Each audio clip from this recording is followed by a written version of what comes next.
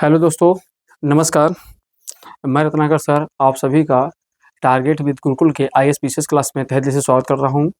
हम लोग disaster management topic को लेकर चल रहे थे और उसमें हमने आपदा जैसी समस्याओं को निराकरण कर रहे थे, जिसमें हमने आपको सबसे पहले क्या पढ़ा दिया था कि भारत में आपदा कहाँ-कहाँ पर किस प्रकार का आता है, उस पे चर्चा हमारी हो चुकी थी और उसके पीछे उनका कारण क्या है, हमने इस पे भी चर्चा कर लिया था। सेकंड चीज़ें हमने आपको पढ़ाया था, क्लाउड बर्स्ट के बारे में पढ़ाया था। क्लाउड बर्स्ट क्या होता है, बादल के फटने की घटना क्या होती है, इसकी क्या समस्याएँ होती हैं, क्या आर्थिक प्रभाव होते हैं, किस तरीके से हम बचेंगे, सारी चर्चा किया था। इसके बाद हमने तीसरी चीज़ें पढ़ाई थी, हीट वेव। तो हीट वेव जो है, ये वीडियो जो इसका है गलती से चला गया है TWG के वनडे वाले क्लास पे, तो आप लोग वहाँ से देख लीजिएगा। और ये इसका अगला पार्ट है जिसमें आपको मैं पढ़ाऊँगा, आज पढ़ाऊँगा किसके बारे में, भूसंकलन के बारे में पढ़ाऊँगा। क्या पढ़ाऊँगा भैया? हाँ, तो आज मैं आपको पढ़ाने वाला हूँ, भूसंकलन के बारे में पढ़ाने वाला हूँ। तो आप लोग मन लगा के यहाँ से पढ़िए और अधिक से अधिक क्लास को क्या करिए, शेयर करिए, ठीक है? आइए तो चलते हैं, भूसंकलन टॉपिक को पढ़ने की कोशिश करते हैं। देखो जी, अगर मैं आपसे कहूँ तो सबसे पहली बात है, हम लोग पढ़ने जा रहे हैं डिपार्टमेंट में भूसंकलन।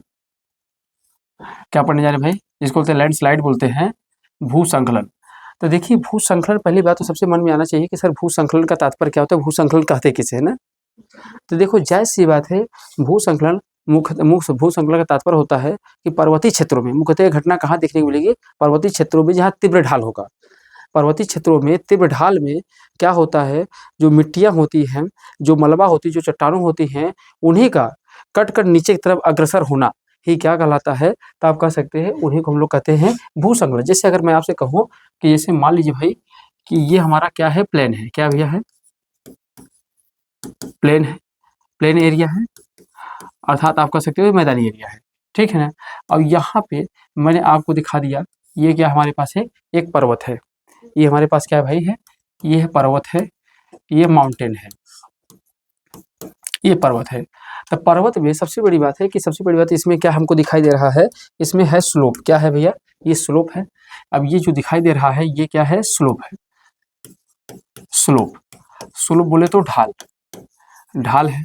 अब ढाल है तो यहीं पर तीव्र ढाल पे क्या होगा, यहाँ की जो चट्टानें होंगी, जो मिट्टियाँ होंगी, वही कट कर, ये मिट्टियाँ जो चट्टानें हैं, मान लो यहाँ से मिट्टी कट कर, ये कट कर नीचे की तरफ क्या हो, आके यहाँ पर आ जाए। तो इस तरीके से मिट्टियों का कट कर, ये जो चट्टानें हैं कट कर नीचे आती हैं, तो इसी घटना को हम लोग क्या कहते हैं, भूसंकलन कहते हैं। क्या कहते हैं? भूसंकलन। तो भूसंकलन का अभिप्राय ये होता है कि चट्टानों का तीव्र ढाल के कारण, गुरुत्वाकर्षण, गुरुत्वीय बल के कारण टूटकर नीचे की तरफ आना ही क्या कहलाएगा, भूसंकलन कहलाएगा। तो सबसे पहले इसकी परिभाषा आप समझेंगे। तो परिभाषा का अभिप्राय आपने ये समझा कि भूसंकलन का अभिप्राय होता है, भूसंकलन, मेरे साथ लिखते चलेंगे, भूसंकलन का तात्पर्य है कि क्या भैया, तात्पर्य है पर्वतीय क्षेत्रों में, किसमें भैया, पर्वतीय क्षेत्रों में गुरुत्वाकर्षण बल के कारण, पर्वतीय क्षेत्रों में गुरुत्वाकर्षण बल के कारण तीव्र ढालों के सहारे चट्टान मलबा का नीचे की ओर आना, तो नीचे की ओर आना ही आपसे क्या कहलाएगा, तो नीचे की ओर आना या नीचे की ओर स्थानांतरण होना ही क्या कहलाएगा, भूसंकलन कहलाएगा। क्या कहलाएगा भैया? भूसंकलन। तो आप समझ पा रहे हैं कि भूसंकलन का अभिप्राय क्या होता है कि पर्वतीय क्षेत्रों में तीव्र ढालों के कारण गुरुत्वाकर्षण बल के कारण वो क्या होगा, नीचे की तरफ आएगा, और जब आएगा तो इसी मलबा चट्टानों का खिसकना ही क्या कहलाएगा, लैंडस्लाइड कहलाएगा। क्या कहलाएगा? लैंडस्लाइड। सबसे बड़ी बात है, भूसंकलन को प्रभावित करने वाले कारक कौन कौन से होते हैं, भूसंकलन को प्रभावित करने वाले कारक। देखिए आपने समझ लिया कि भूसंकलन किसे कहते हैं ना, सर किसी आपदा के कारण वो मिट्टी नीचे आती है कि गुरुत्वाकर्षण बल? वही बात है ना, हम कारण समझेंगे ना, आखिर भूसंकलन होता है तो क्यों होता है, और जब भूस्खलन होगा तो उसके पीछे रीजन क्या है, फिर उनके बचाव क्या है, हम तो हर एक पॉइंट पे चर्चा करेंगे ना। अभी तो हम सिर्फ समझे हैं कि भूस्खलन किसे कहते हैं।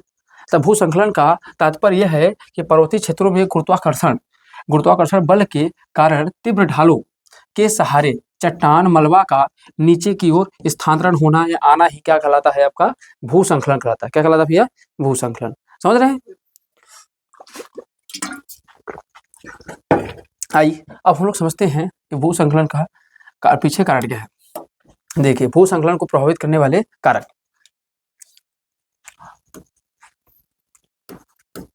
भूस्खलन को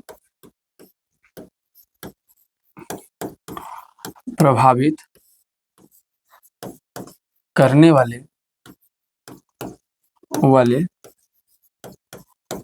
कारक। तो भूस्खलन को प्रभावित करने वाले कारक। अब देखो, अब भूस्खलन को प्रभावित करने वाले सबसे बड़ी बात कारण क्या होती है। अगर सबसे बड़ी कारण की बात करेंगे भैया इसमें, तो क्या कह सकते हैं, चट्टानों की संरचना। चट्टानों की संरचना। अब भैया अगर हम लोग चट्टानों की संरचनाओं की बात करेंगे, चट्टानों की संरचना की बात करेंगे, चट्टानों की संरचना क्या है। अब जैसे जो चट्टानें होती है, कितने प्रकार की चट्टानें होती है, 3 प्रकार की होती हैं। चट्टानों के कितने प्रकार होते हैं भैया, अगर प्रकार की बात करेंगे तो चट्टानें 3 प्रकार की होती हैं। अब इनके बारे में आपको मैं जब जियोमॉर्फोलॉजी पढ़ा रहा था तो मैंने पढ़ाया था।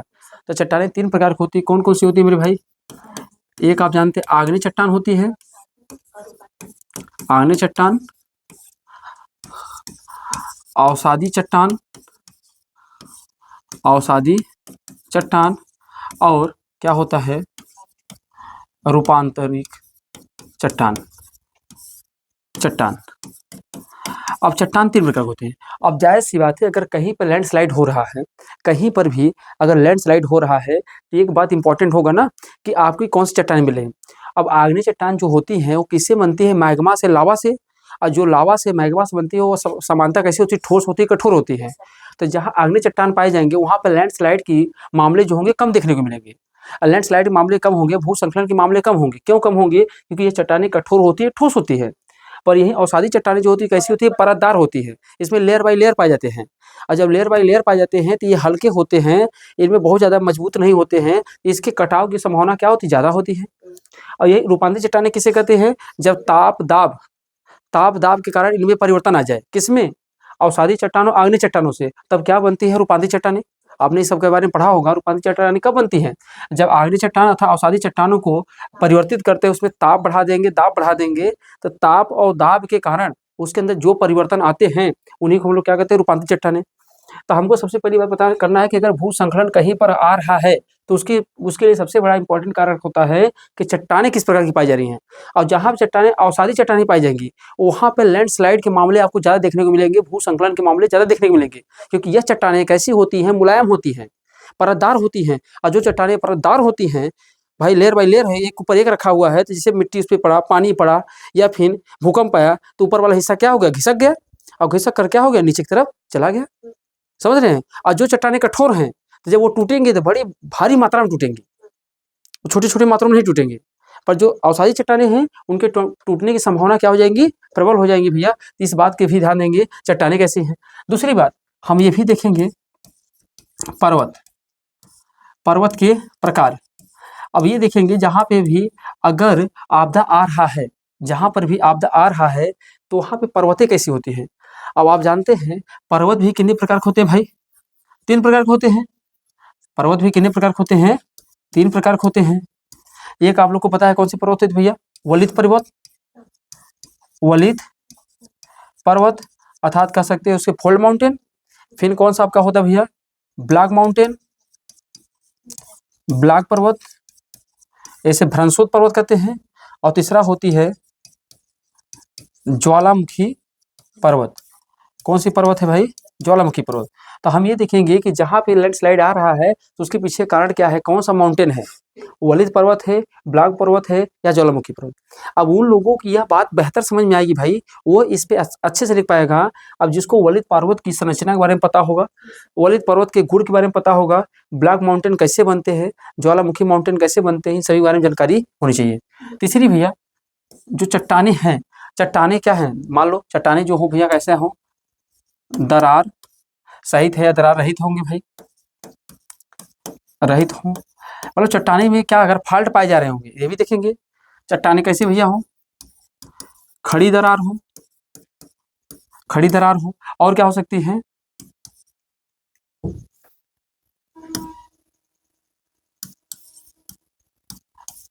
छिद्र, छिद्रमय, छिद्रमय हो।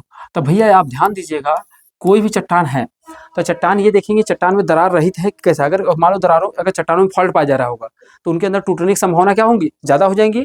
अगर खड़ी दरारें होंगी तो उसके अंदर क्या होगा, स्लोप जब ज़्यादा होगा तो किसी भी चीज़ को घिसने की जो गति होगी वो क्या हो जाएगी, बढ़ जाएगी। अब जाहिर सी बात है, अगर एक स्लोप इस तरीके से है, अब एक स्लोप ऐसे है, तो जाहिर सी बात यहाँ पे कोई भी चीज़ अगर हल्का से फोर्स लगाओगे ये तुरंत नीचे आ जाएगा। पर यहाँ पे कोई वस्तु रखी है तो यहाँ पे फोर्स लगाओगे तो उससे समय लगे आने में। क्यों? क्योंकि यहाँ पे स्लोप क्या है, कम है, और यहाँ स्लोप क्या है, ज़्यादा है। तो ये भी डिपेंड करेगा कि दरार रहित है चट्टानें, खड़ी दरारें हैं या छिद्रमय। छिद्रमय उसमें पोरोसाइट पाए जाए, अगर वो उसमें बहुत सारे छिद्र पाए जाएंगे तो उसको तोड़ना क्या होगा, आसान होगा। जैसे अगर कोई दीवार है उसमें छिद्र है तो उसको तोड़ना क्या है, आसान है। और जिसमें कोई छिद्र नहीं है उसे तोड़ना क्या होगा, मुश्किल होगा। समझ रहे हैं? तो भैया ये भी रीजन आप याद रखिएगा कि चट्टानों की संरचना कैसी है। अब आग्नेय चट्टान है या अवसादी चट्टान है, जो पर्वत पाए जा रहे हैं तो उसमें कौन सी पर्वत है, वलित पर्वत है या फिर ब्लैक पर्वत है या ज्वालामुखी पर्वत है। और जो चट्टानें हैं तो दरार रही चट्टानें हैं, खड़ी दरार है या छिद्रमय है। समझ रहे हैं? तो इन सभी पॉइंटों को भी आप क्या करेंगे, समझेंगे। यहाँ तक कि बताइए, पॉइंट क्लियर है ना सभी लोग? हाँ, तो इसके लिए ऑलरेडी मैंने क्लास पढ़ा दिया है, आपको इसके बैक क्लास में पढ़ना पड़ेगा, इसलिए ये अलग का मैटर है ना। ठीक है, ये चीज़ें मैंने भैया पहले से ही पढ़ा दिया है।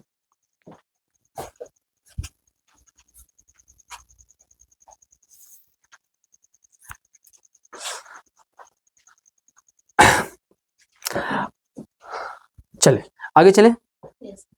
अच्छा, तो अगर देखा जाए भू संकलन को प्रभावित करने वाले कारक में, एक तो हमने ये कारण देखा चट्टानों के लिए, पहले वो चट्टानों के प्रकार कैसे हैं, फिर पर्वतों के प्रकार कैसे हैं और चट्टानें किस प्रकार पाई जा रही हैं। इसके अलावा भैया क्या हो, ढाल की तीव्रता भी देखेंगे भाई, ढाल की तीव्रता। तो आइए और सारे पॉइंट को देखते हैं। तो और क्या देखेंगे भैया, और इसमें हम लोग देख लेंगे ढाल की तीव्रता। अगर ढाल की जो तीव्रता होगी भैया, अगर जायज़ सी बात है, अगर किसी का भी ढाल उच्च होगा तो वहाँ भू संकलन की संभावनाएं क्या होंगी, ज़्यादा होंगी। अगर ढाल की तीव्रता भैया क्या होगी, अगर ध्यान देना है, उच्च होगा, और या तो क्या होगा भैया, निम्न होगा। जहाँ उच्च होगा वहाँ पर भू संकलन क्या होगा, अधिक होगा, और जहाँ पे ये निम्न होगा वहाँ पे जो भू संकलन होगी वो कैसा होगा भाई, कम होगा। बात सही नहीं सही है? तो जहाँ उच्च अगर ढाल की तीव्रता अधिक होगी तो वहाँ भू संकलन भी अधिक हो जाएगा, और जहाँ ढाल की तीव्रता कम होगी वहाँ भू संकलन भी क्या होगा भैया, कम होगा। उसके अलावा, इसके अलावा अगर दूसरी बात करेंगे तो भैया हमारा ये डिपेंड करेगा वर्षण एवं हिमपात। अगर मान लीजिए भारी मात्रा में अगर बारिश होती है, अगर भारी मात्रा में हिमपात की मात्रा, अगर भारी मात्रा में अगर वर्षण हो रही है, भारी मात्रा में अगर बर्फबारी हो रही है तो वहाँ भी लैंडस्लाइड हो सकते हैं। क्यों? अब बारिश होगी, जब बारिश होगी बहुत तेज मूसलाधार बारिश होगी, जो मिट्टियाँ होंगी वो कटाव हो जाएगा, और कटाव होगा तो वही मलबा के रूप में घिसक कर कहाँ आएगा, नीचे। और जब मलबा के रूप में घिसक कर नीचे आएगा तो उसी घटना को तो हम लोग क्या कहते हैं, भूसंकलन। समझ आ रही है मेरी बात को? तो जहाँ पे वर्षण मतलब वर्षा की मात्रा अधिक हो, जहाँ हिमपातों की मात्रा अधिक होगी भैया, वहाँ पे होगी। तीसरी चीज हम कह सकते हैं भैया ना, वनस्पतियों का अभाव। अब वनस्पतियों का अभाव का मतलब क्या है, अभाव। आप ही बताइए, अगर मान लीजिएगा, अगर हमने एक छोटा सा ट्री बना दिया समझने के लिए, अब इनकी जो जड़ें होंगी तो ये जड़ें जो होंगी इनके भैया नीचे, ये जड़ें हैं, तो ये जड़ें सभी क्या हो रही हैं, सॉइल को पकड़ी हैं कि नहीं पकड़ी हैं, बताओ। ये सभी यहाँ पर जो इनके रूट्स हैं, तो जो रूट्स होंगे वो सॉइल को क्या, सॉइल के साथ क्या है, कनेक्ट है, बोलो हाँ कि नहीं। तो जो भी प्लांट होंगे, जो भी पेड़ पौधे होंगे, जो छोटे छोटे आपके प्लांट होंगे, छोटे छोटे आपके ग्रास लैंड होंगे, तो ये सभी ग्रास लैंड क्या करेंगे, सॉइल के साथ क्या होंगे, कनेक्ट होंगे, तो सॉइल को पकड़े रहेंगे। पर जहाँ पे पेड़ पौधों की कटाव हो जाएगी, जहाँ वनस्पतियाँ कम पाई जाएंगी, तो जो मिट्टियों को पकड़ने का काम कर रही थी, जो उनकी जड़ें, तो उन्हें पकड़ नहीं पाएंगी, तो मिट्टियाँ कैसी हो जाएंगी, ढीली हो जाएंगी। कैसी हो जाएंगी, ढीली हो जाएंगी, हल्की हो जाएंगी। और जब ढीली हो जाएंगी तो जैसे बारिश होगी, ये मिट्टियाँ कट कर कहाँ करेंगी, पलायन कर जाएंगे एक स्थान से दूसरे स्थान पे। ये भी बात समझ में आई नहीं आया, इसको भी भैया याद रखेंगे। चलिए यहाँ तक की बात सही है, चलिएगा 3 पॉइंट को नोट डाउन कर लीजिए, फिर आगे बढ़ते हैं। चले अब हम लोग देखते हैं कि भारत में भू संकलन ग्रसित क्षेत्र,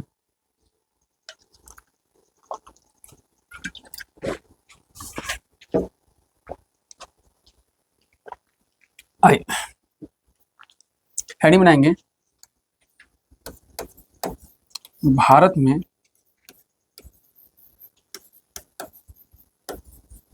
भू संकलन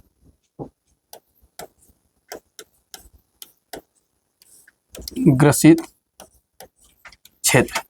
अगर भारत में भू संकलन ग्रसित क्षेत्र देखेंगे, भारत में भू संकलन कहाँ होती है, लैंडस्लाइड कहाँ होती है, तो अगर भारत में देखेंगे तो भारत में जो भू संकलन की घटना दिखाई देगी, मुख्य रूप से कहाँ दिखाएगी, पहाड़ी क्षेत्र में, पर्वतीय क्षेत्र में ना। तो आप कह सकते हो भारत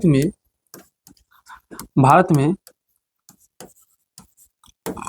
मुख्यतः पहाड़ी क्षेत्र एवं पर्वतीय क्षेत्र में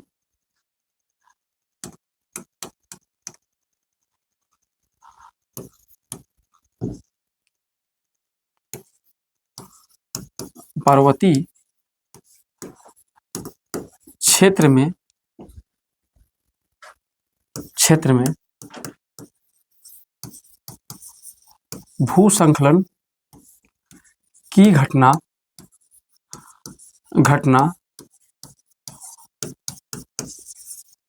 सर्वाधिक होगी। क्या होगी भाई, सर्वाधिक होगी। तो अगर आप देखेंगे भू संकलन, अगर लैंडस्लाइड की घटना सर्वाधिक कहाँ पर होगी, पहाड़ी क्षेत्रों में।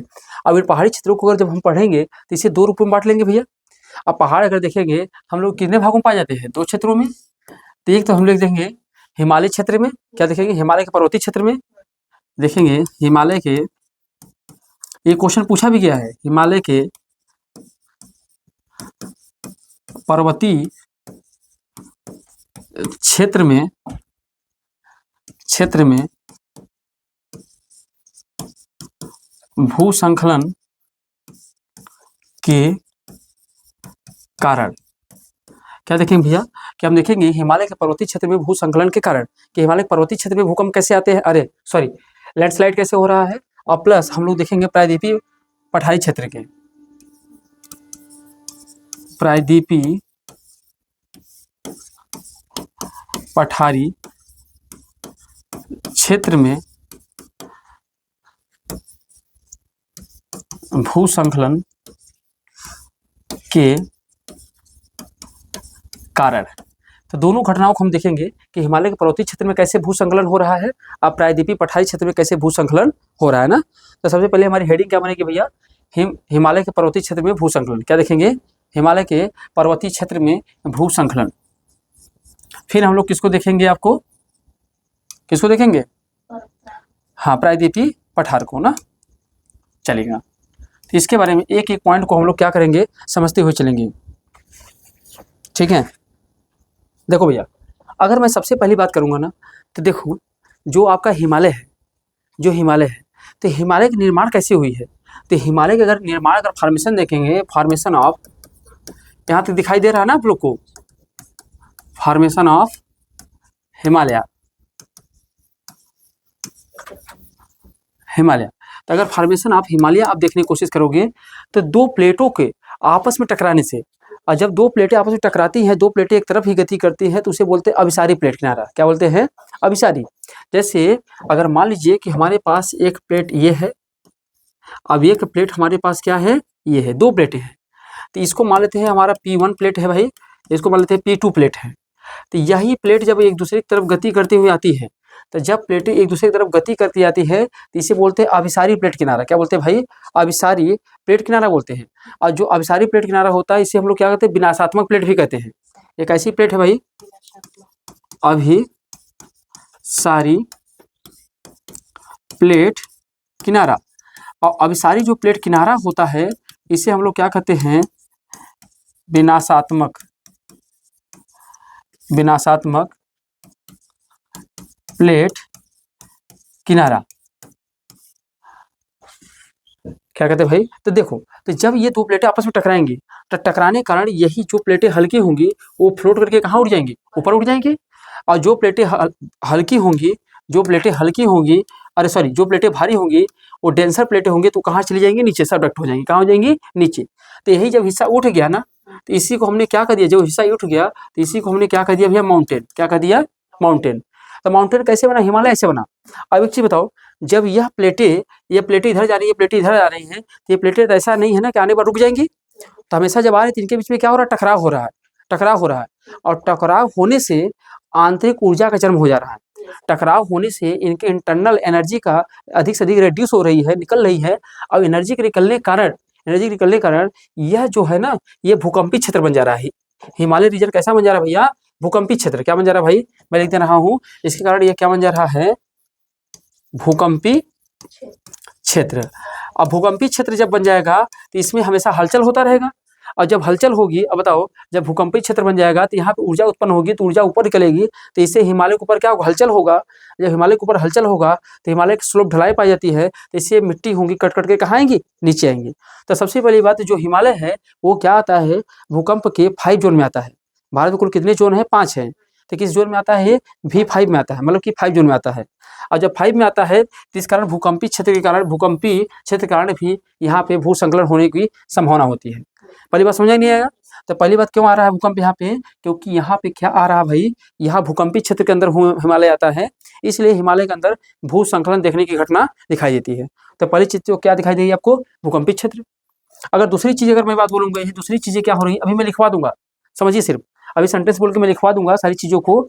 तो ये ध्यान दीजिएगा कि हिमालय भूकंपी क्षेत्र के अंतर्गत आता है, इसलिए यहाँ पे भूसंकलन होने की संभावना अधिक होती है, क्योंकि यहाँ पे आए दिन भूकंप आता रहता है। अब भूकंप आने से जो ऊपरी चट्टानें होंगी उनमें हलचल होती है, टूट फूट होती है। और ये टूट फूट कर मलबा का नीचे की तरफ अग्रसर होना, नीचे की तरफ स्थानांतरण होना ही क्या कहलाएगा, भूसंकलन कहलाएगा।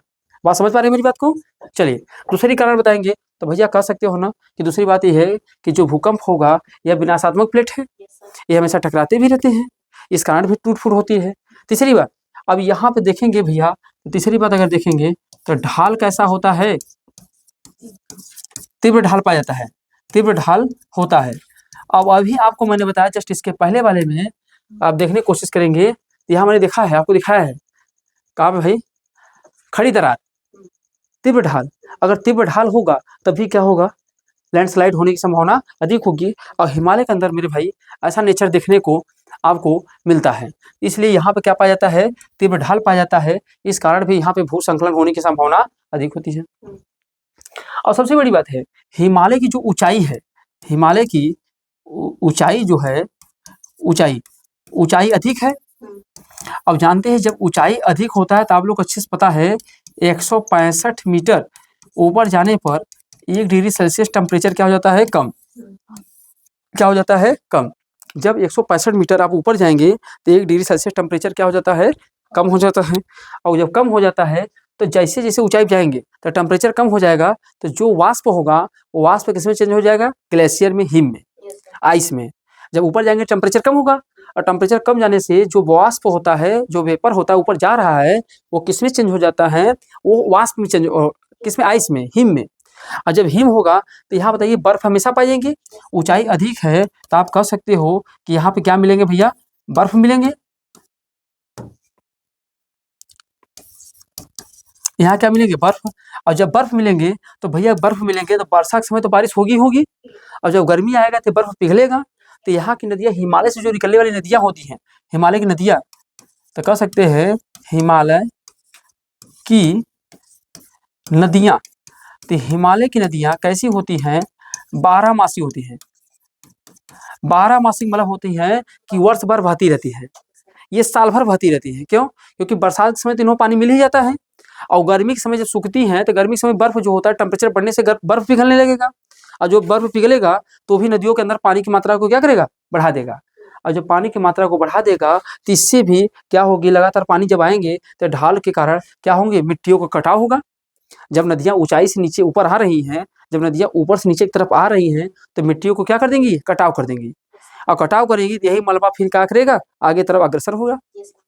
तो 12 मासी नदियों का नाम होती है। दूसरी बात, हिमालय की चट्टानें, हिमालय की जो चट्टानें हैं वो प्रायः कैसी अवसादी चट्टानें पाई जाती हैं। अवसादी चट्टानें कैसी होती है? मजबूत कमजोर होती है, तो इस कारण भी इनका टूट फूट हो जाता है ही नहीं है? हिमालय चट्टानें कैसे है भैया? कमजोर हैं, इस कारण भी हो जाते हैं। इसके अलावा हिमालय में मलबा का निर्माण भी अधिक हो जाता है। तो इन सभी कारणों से हिमालय क्षेत्र में क्या आता है? भूसंखलन आता है। तो जरा सा मैं सेंटेंस बाय सेंटेंस बोलता हूँ, अभी जितना समझाएं उसको लिख लीजिए फट से। आप लोग लिखेंगे, पहला पॉइंट लिखेंगे हिमालय, हिमालय, हिमालय, पहला पॉइंट लिखेंगे हिमालय भूकंप क्षेत्र के, हिमालय भूकंप क्षेत्र के 5 जोन में आता है। हिमालय भूकंप क्षेत्र के 5 जोन में आता है, इसलिए यहाँ पर हलचल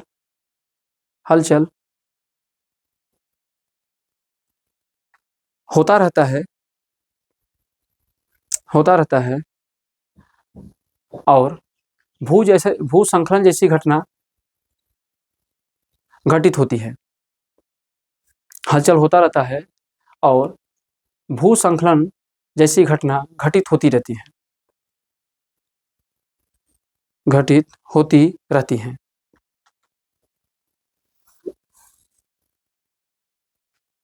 दूसरी बात, हिमालय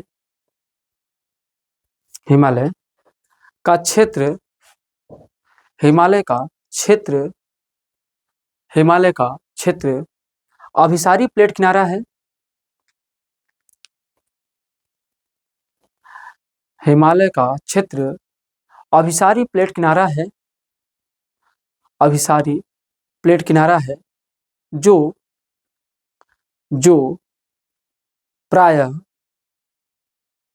विनाशात्मक प्लेट का उदाहरण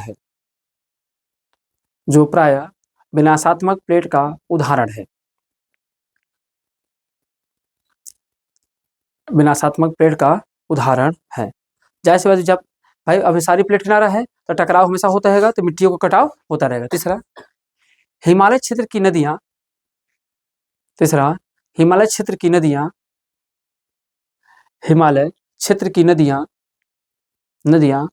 12 मासी होती हैं। हिमालय क्षेत्र की नदियाँ 12 मासी होती हैं।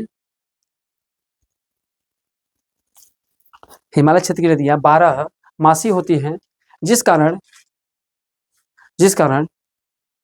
यह लगातार मृदा का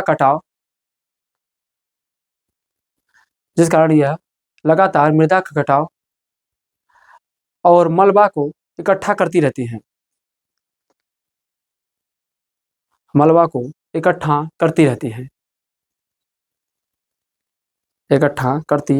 हैं। अगले पॉइंट ये है, हिमालय से लिखेंगे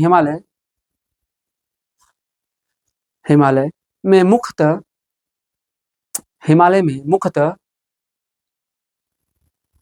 अवसादी चट्टान पाई जाती हैं। हिमालय में मुख्यतः अवसादी चट्टान पाई जाती हैं,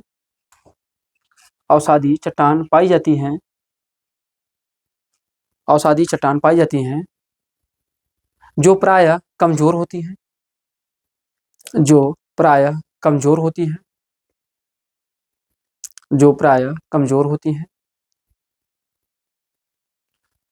हैं, ठीक है। अगला पॉइंट लिखेंगे भैया, हिमालय हिमालय में हिमालय में मलबा का निर्माण अधिक होता है। हिमालय में मलबा का निर्माण अधिक होता है। हिमालय में मलबा का निर्माण अधिक होता है।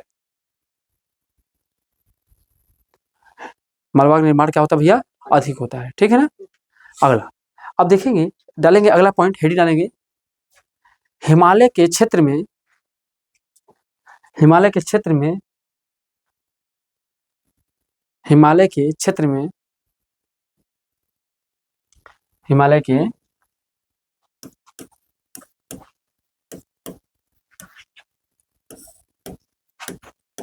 हिमालय के क्षेत्र में मानव के द्वारा भूस्खलन की घटना। अब देखेंगे हम लोग, ये देखेंगे कि जो हिमालय है, हिमालय में मानव के द्वारा कैसे भूस्खलन हो रहा है।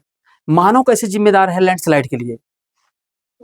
मानव भी तो जिम्मेदार होगा कि नहीं होगा? अब सबसे बड़ी बात है कि मानव जिम्मेदार कैसे भैया? मानव क्या कर रहा है, नदियों के मार्ग में परिवर्तन। अब नदियों का जो दिशा है, जिस दिशा वो जा रही थी, पर हमने क्या किया, नदियों के मार्ग में क्या कर दिया भैया? परिवर्तन कर दिया। नदियों के मार्ग में क्या ला दिया भैया? परिवर्तन। नदियों की दिशा को क्या किया? बदल दिया। अब कैसे बदल दिया नदियों की दिशा को? हमने क्या किया, यहाँ पर नदियों की दिशा इसलिए बदल दिया, हमने उस पर क्या बना दिया भैया? बांध। क्या बना दिया? बांध बना दिया। हमने उस पर क्या बना दिया भैया? सिंचाई की सुविधा के लिए। हमने क्या बना दिया? सिंचाई की सुविधा के लिए क्या बना दिया? बांध। अब इसे जो नदी की पानी जहाँ जा रही थी, अब राजस्थान क्षेत्र में पानी की कमी है, तो हमने डैम बनाकर पानी को कहाँ घुमा दिया? राजस्थान की दिशा में। तो जो पानी का डायरेक्शन हो मुड़ गया।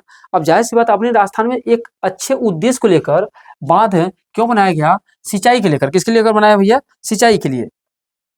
सिंचाई के लिए आपने डैम बनाया, चलो डैम बनाते हैं, इसके डैम के तो भाई जानते हैं मल्टीपल इसके उद्देश्य होते हैं, इसके कई सारे उद्देश्य होते हैं भैया। अगर डैम में पानी इकट्ठा करेंगे तो इससे बिजली भी बनाएंगे, ठीक है, सिंचाई के लिए भी काम आएगा, और बाढ़ से बचाव भी तो करेगा। अगर मान लीजिए नदियों में पानी अधिक मात्रा में क्या हो रहा है? बढ़ रहा है, तो हम डैम बनवाए हैं तो पानी को वहाँ स्टोर कर लेंगे, जरूरत पड़े पीछे धीरे धीरे क्या करेंगे? खोल भी देंगे। तो हम इससे कई सारे काम करते हैं। पर बट ये हुआ कि जैसे हमने नदियों के मार्ग को बदला। अब बताइए, मान लीजिए कि अभी मान लीजिए, जैसे मान लीजिए भाई, ये हमारे पास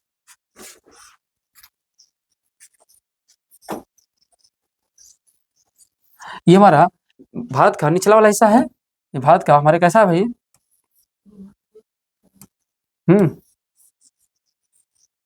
ये है। अब ये हमारा हिस्सा है नीचे वाला। अब नीचे वाला भैया, अरे यार तुम तो सही से काम करो भाई, चलो ये नीचे वाला हिस्सा है। अब यहाँ से ये हिमालय का रीजन है। अब ये हिमालय का रीजन है। अब कोई नदी भाई, अब ये हिमालय का है। अब हिमालय है तो कोई नदी इधर जा रही थी, और हमने क्या किया? उस नदी को यहाँ मोड़ दिया, इस साइड में मोड़ दिया। नदी का रास्ता तो ये था, पर हमने इधर मोड़ दिया। तब बताओ, यहाँ से जब इस क्षेत्र में बढ़ेगी तो इससे इसके मार्ग के परिवर्तन कारण अब यहाँ भी मिट्टियों का कटाव करेगी नहीं करेगी? इस रीजन में वो क्या करेगी? इस रीजन में अभी तो मिट्टियों कटाव इधर हो रहा था, अब मिट्टियों कटाव इधर करना चालू करेगी। तो इससे कहीं ना कहीं मलबा को जन्म देगा, नहीं मलबा बनेगा अधिक से अधिक, और यही टूटकर कहाँ गया? नीचे की तरफ आएगा। तो नदियों के मार्ग में परिवर्तन जो आ रहा है, कहीं ना कहीं अपने आप में भी एक जिम्मेदार है, ठीक है ना। तो समझ लीजिएगा। तो इससे सबसे दूसरी बात हमने ये समझा। फिर हमने देखा भैया, हम लोग क्या कर रहे हैं? अधिक से अधिक बांधों का क्या कर रहे हैं? बांधों का निर्माण कर रहे हैं। क्या कर रहे हैं भैया? बांधों का निर्माण कर रहे हैं, ये भी अपने आप में कारण है। और उसके बाद भैया सड़क और रेलवे का निर्माण कर रहे हैं। क्या कर रहे हैं? पर्वतीय क्षेत्र में सड़क एवं क्या किसका? रेलवे टनल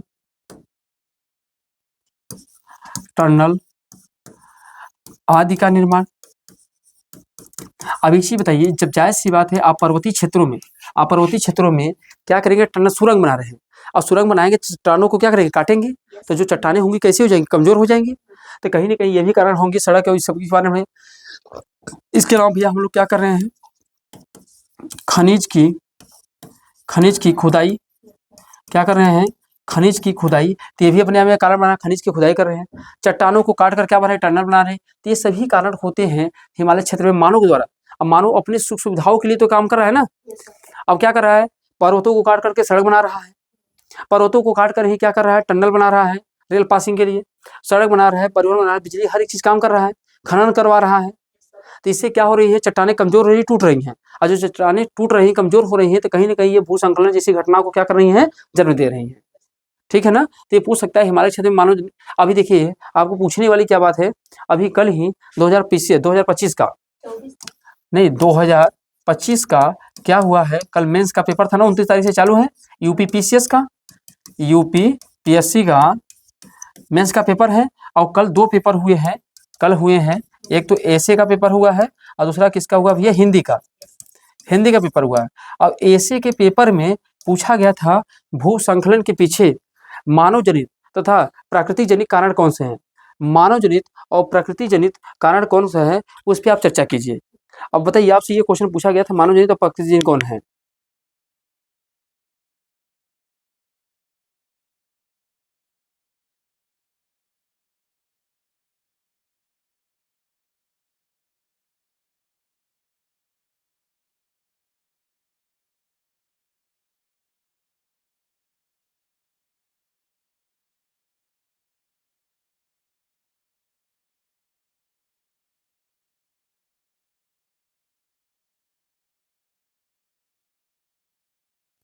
तो इस कारण से अब देखिए, हिंदी के पेपर में आपसे पूछा था भूसंकलन के मानव जनित था प्राकृतिक जनित कारणों को चर्चा कीजिए। तो मानव जनित प्रकृति जनित, इसके पहले हमने जो बताया सब क्या है, नेचुरल थे। अब ये जो बता दिया क्या हो गया, प्राकृतिक हो गया। अब इसी पे आपको लिखना था, ये तो मानव जनित हो गया। इसके पहले जो बताया क्या है, प्रकृति जनित था, नेचुरल थी। ठीक है ना। इस पे क्वेश्चन आया होता है 2025 के मेंस में, कल वाले पेपर में। ठीक है ना। चलिए और लिखिए भैया।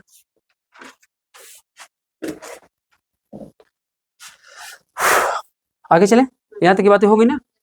अब डालेंगे हम लोग, अब हेडिंग बनाएंगे। अगला हमारी हेडिंग कौन सी थी भाई, ये वाले पॉइंट को हमको समझना था। किसको, प्रायद्वीपीय पठारी क्षेत्र में भूसंकलन के कारण।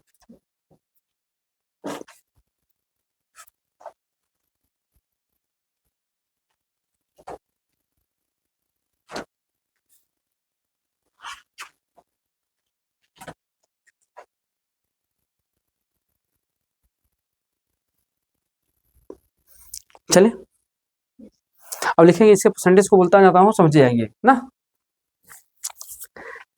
सबसे पहले प्रायद्वीपीय पठारी क्षेत्र में वहां पे क्यों ऐसा भूसंकलन हो रहा है, जरा समझेंगे हम लोग। वहां देखिए, यहाँ का रीजन अलग है। अब अगर इसको देखने की कोशिश करेंगे आप लोग, यहाँ पे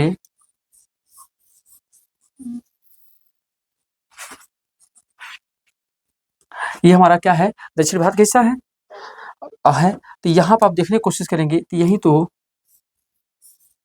ये हमारा क्या, पश्चिमी घाट है। अब ये जो पश्चिमी घाट है, तो इस पश्चिमी घाट पे अब यहाँ छोटी छोटी पर्वतें हैं भाई, समझ रहे हैं। तो अब यहाँ पे ये हमारे क्या है, पूर्वी घाट है। ये हमारा क्या भैया, पूर्वी घाट है। और जब पश्चिमी घाट है, पूर्वी घाट है, तो यहाँ पर क्या हो रही है, यहाँ पे कैसा होता है, तो यहाँ पे पहली बात तीव्र वर्षा होता है। कैसा होता है भैया, तीव्र वर्षा होता है। दूसरी बात, यहाँ जो चट्टानें पाई जाती हैं, यहाँ पे ध्यान दीजिए, लावा चट्टान पाई जाती है। क्या पाई जाती है भैया, लावा चट्टान। और जब बताइए लावा चट्टान मिलेगा, क्या मिलेगा भाई, लावा चट्टान। यहाँ लावा चट्टान मिलेंगी। अब ये जो लावा चट्टान मिल रही हैं, इसके पीछे एक रीजन और भी है कि लावा चट्टान जो है मुख्यतः तो मिलती है कौन सी, यहाँ पे मुख्यतः मिलती है बैसाल्टी चट्टानें। कौन सी मिलती हैं, बैसाल्टी चट्टान। अब ये बैसाल्टी चट्टानें कैसी होती हैं, कठोर होती है। तो कठोर होती है, तो यहाँ पे अब यहाँ पे भूकंप जैसी घटनाएं उतना जन्म देती नहीं है, तो भूकंप कारण यहाँ पे नहीं आते। पर यहाँ जब वर्षा होती, तीव्र वर्षा होती है, तो तीव्र वर्षा कारण यहाँ पे क्या हो जा रही है, कटाव हो जा रही है। समझ रहे हैं। इसके अलावा आप देखेंगे तो यही जो पश्चिम घाट है, तो पश्चिम घाट में ही, पश्चिम घाट में क्या है, कोंकण है, कोंकण। और कोंकण तट पे ही बनाया गया है कोंकण टनल। कोंकण टनल, जो कोंकण टनल बनाया गया है, और इस कोंकण टनल के बनने के कारण क्या बताऊं कि वहाँ की भूसंकलन की गतिविधियां अधिक बढ़ गई हैं। जब हमने इस टनल को बनाया, पहाड़ों को काट कर उसके अंदर एक टनल बना दिया जहाँ से ट्रेनें आसपास हो सकती है, उस कारण से इस पश्चिमी घाट वाले क्षेत्र में भूसंकलन, लैंडस्लाइड की घटना अधिक बढ़ गई है। और जब इसे कटा तो चट्टानें क्या हो गई, कमजोर हो गई, और कमजोर होकर अधिक से अधिक भूसंकलन जैसी घटनाओं को क्या करने लगा, जन्म देने लगा। समझ रहे हैं, कई गुना बढ़ गई। अब बहुत से पहाड़ों को काट कर टनल का निर्माण किया जा रहा है वहाँ पे, इस साइड में पश्चिमी घाट में क्या कर रहा है, बहुत सारे टनल को काट काट के क्या बनाया जा रहा है, सुरंग बनाया जा रहा है। और जब सुरंगें बनाई जा रही है पर्वतों को काटकर, तो इस कारण से वहाँ पे आ रहा है। इसके अलावा भैया सबसे बड़ी बात है, यहाँ पे जो ढाल देखेंगे तो यहाँ पे कैसा ढाल है भैया, अगर देखेंगे तो पौनामुख ढाल है। कैसा ढाल है यहाँ पे, पौनामुखी ढाल है, पौनामुखी ढाल है। दूसरी बात ये भी कारण बन जाता है। और पश्चिमी घाट ध्यान देना है, अत्यधिक तीव्र भी है। Yes sir. यहाँ पे देखा जाए तो तीव्र, यहाँ पे सबसे बड़ी बात है तीव्र ढाल भी है। यहाँ पे देखेंगे तो पश्चिमी घाट में क्या है, तीव्र ढाल है। और जहाँ तीव्र ढाल होगा तो हल्का भी हलचल होगा, हल्की भी बारिश होगी तो टूट कर मलबा कहाँ आ जाएगा, नीचे आ जाएगा। समझ रहे हैं, तो इसके पीछे बच्चे ये भी रीजन बन जाएगा। इसके अलावा आप जानते हो कि आपका क्या हो रहा है, निर्वनीकरण किया जा रहा है। Yes sir. निर्वनीकरण के पीछे कारण क्या भैया, अब देखिए निर्वनीकरण, अब जनरल सी बात करिए, मैं दूसरे के पास नहीं जाता हूँ, मैं अपने पास जाता हूँ। अब वहीं पे जहाँ पर ये स्टेबल है संस्था, जहाँ पे मैं आपको ऑफलाइन आज जहाँ पे पढ़ा रहा हूँ, मतलब ऑनलाइन पढ़ा रहा हूँ, ऑफलाइन पढ़ा रहा हूँ। अब यहाँ पे बहुत सारे पहले वृक्ष हुआ करते थे, पर मैं खुद ही, मैं एक शिक्षक हूँ, बट क्या हो रहा है, आपके तक हम अपनी बातें पहुँचा पाए, आप हमारी बातें सुन पाएँ और हम एक दूसरे को पढ़ा पाएँ, एक कहीं ना कहीं आर्थिक लाभ के कारण कोई भी लाभ कर सकते हैं। हमने क्या किया, वृक्षों को काटा और काट कर यहाँ पे क्या किया, एक डिजिटल बोर्ड लगाया, पैनल लगाया, आपको पढ़ाना चालू कर दिया, है कि नहीं है। तो यहाँ पे जो पेड़ पौधे थे वो मिट्टी को पकड़ के रखे हुए थे, अब तो नहीं पकड़ पाएंगे ना। इसके अलावा आप जानते हो कि अधिक से अधिक खननों में क्या हो रहा है, विस्फोट कराया जाता है। और जब विस्फोट कराते हो, चट्टानों को तोड़ते हो विस्फोट करा के, तो अगल बगल भी हलचल होता है, तो उससे भी भूस्खलन जैसी घटना जन्म ले लेंगी। तो कई सारे यहाँ पे होती है भैया। तो 1 बाई 1 मैं बोलता हूँ, लिखते जाइए फटाफट, आप लोग लिखेंगे, मैं बोलता हूँ, बोले लिखेंगे। प्रायद्वीपीय पठार, प्रायद्वीपीय पठार, प्रायद्वीपीय पठार क्षेत्र के पर्वत, प्रायद्वीपीय पठार क्षेत्र के पर्वत, क्षेत्र के पर्वत मुख्यतः मुख्यतः मुख्यतः बैसाल्टिक चट्टानों से,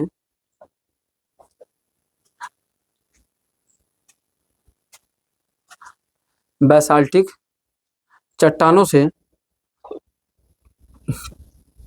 अर्थात लावा से निर्मित है, लावा से निर्मित है, निर्मित है, निर्मित है। पॉइंट नंबर 1, पश्चिम घाट की, पश्चिम घाट की, पश्चिम घाट की, अच्छा देखिए, पश्चिम घाट में तीव्र ढाल पाए जाते हैं, पश्चिम घाट में तीव्र ढाल पाए जाते हैं।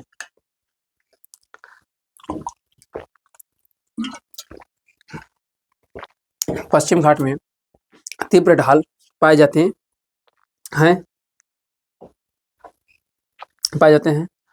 और अगला पॉइंट, तीव्र ढाल पाए, अब तीव्र ढाल पाए जाएंगे तो इसका रीजन तो निकाल ही ले जाएंगे आप लोग। Yes sir. उसके अलावा लिखेंगे कोंकण रेलवे के निर्माण के पश्चात, दूसरा पॉइंट, कोंकण रेलवे निर्माण के पश्चात, कोंकण रेलवे निर्माण के पश्चात, निर्माण के पश्चात भूसंकलन की घटना, भूसंकलन की घटना पश्चिमी घाट में, भूसंकलन की घटना पश्चिमी घाट में, पश्चिमी घाट में कई गुना, पश्चिमी घाट में कई गुना, कई गुना बढ़ गई है, पश्चिमी घाट में कई गुना बढ़ गई है, पश्चिमी घाट में कई गुना क्या हो गई भैया, बढ़ गई है। क्या बढ़ गई है, भूसंकलन की घटना।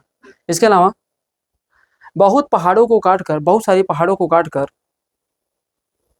बहुत सारे पहाड़ों को काटकर टनल का निर्माण किया जा रहा है, बहुत सारे पहाड़ों को काटकर टनल का निर्माण किया जा रहा है,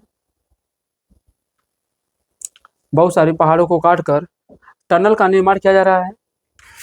बहुत सारे पहाड़ों को काट कर टनल का निर्माण किया जा रहा है। हाँ सर।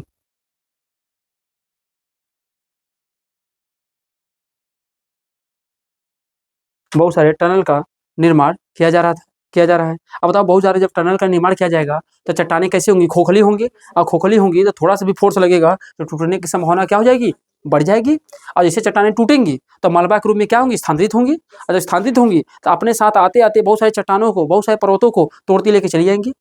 तो वहाँ से वनस्पतियाँ, जैव विविधता, सही सारे कई सारी चीज़ों का क्या होगा? नष्ट होगा, विनाश होगा। समझ रहे हैं? इन बात को भैया याद रखेंगे। तो क्या लिखे हैं आप लोग? बहुत सारे जब पहाड़ों को काट कर टनल का निर्माण किया जा रहा है। अगला पॉइंट भैया, निर्वनीकरण किया जा रहा है। निर्वनीकरण किया जा रहा है। निर्वनीकरण किया जा रहा है। निर्वनीकरण किया जा रहा है।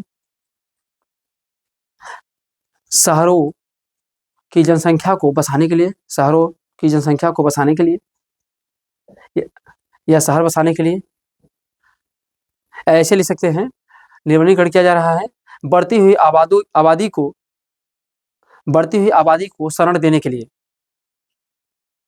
बढ़ती हुई आबादी को शरण देने के लिए, अब चाहे वो गांव में बढ़े और चाहे शहर में बढ़े। समझ रहे हैं? बढ़ती हुई आबादी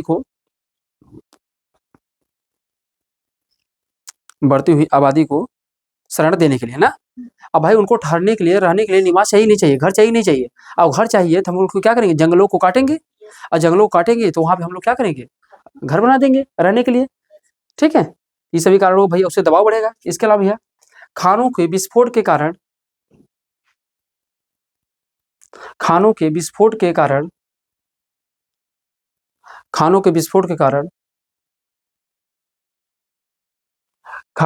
के कारण कई जगह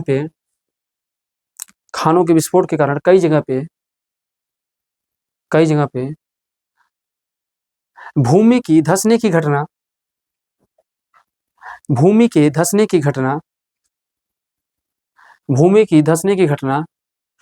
दिखाई देती है। भूमि के धंसने की घटना दिखाई देती है।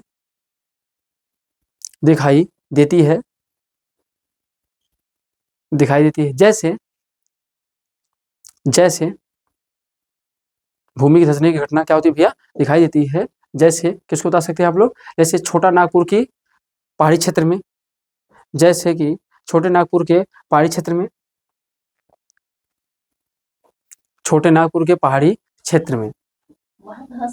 हाँ वहाँ पे जानते हो छोटे नागपुर, हजारी का पठार है छोटा नागपुर में। तो वहाँ पे बहुत सारे, आप जानते हैं इसे रूर प्रदेश, भारत का क्या कहते हैं इसे? छोटा नागपुर को हम लोग रूर प्रदेश कहते हैं। क्यों? कि यहाँ बहुत सारी चट्टानें मिलती हैं, मतलब बहुत सारे वहाँ पे क्या मिलते हैं? धातु मिलती हैं। तो बहुत सारी धातु वहाँ मिलती हैं, खनन के दौरान मिली है। तो इसीलिए जहाँ पे अगर बहुत सारी चट्टानें, बहुत सारे वहाँ पे खनिज लवण मिलते हैं तो उन्हें हम लोग क्या कहते हैं? रूर प्रदेश। क्या कहते हैं? रूर प्रदेश। ये छत्तीसगढ़ को हम लोग रूर प्रदेश के नाम से जानते हैं। और जाहिर सी बात है, ये छोटा नागपुर में तो क्या हुआ? अधिक से अधिक खनन हुआ, अधिक से अधिक विस्फोट कराया गया। अब विस्फोट कराने से जमीनें क्या हो गई? धंस गई। समझ रहे हैं? तो हमने ये देख लिया भैया कि इसके पीछे कारण क्या है। समझ आ गया नहीं आ गया? भूसंकलन के पीछे कारण क्या है देख लिया हमने। मानव जनित भी कारण देखा। हमने ये देखा कि पश्चिमी घाट में किस तरीके से भूसंकलन हो रहा है। हमने देखा हिमालय क्षेत्र में किस तरीके से भूसंकलन हो रहा है ना। तो थोड़ा से 2-3 इसके एग्जाम्पल भी देख लेते हैं, कब कब भूसंकलन हुआ था भैया। जैसे देखिए, आपको एग्जाम्पल की बात करूं भैया, तो एग्जाम्पल की बात करेंगे तो एक एग्जाम्पल ले लेंगे, कौन सा है भैया? मालपा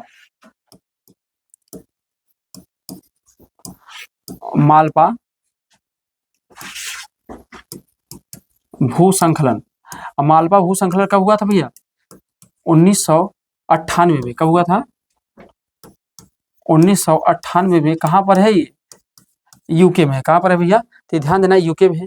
इसके बाद आपने सबसे ज्यादा इस पे तो सुना होगा आप लोगों ने, केदारनाथ। केदारनाथ कहाँ भैया है? यूके में है। 2013 में घटना हुई थी। मंदाकिनी नदी में क्या हुआ था? मंदाकिनी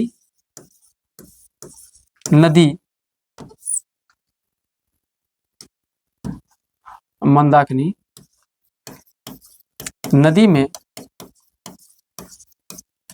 तीव्र ढाल। मंदाकिनी नदी में क्या हुआ था भैया? तीव्र ढाल की घटना हुई थी। और सॉरी, तीव्र बाढ़, ढाल नहीं, तीव्र बाढ़।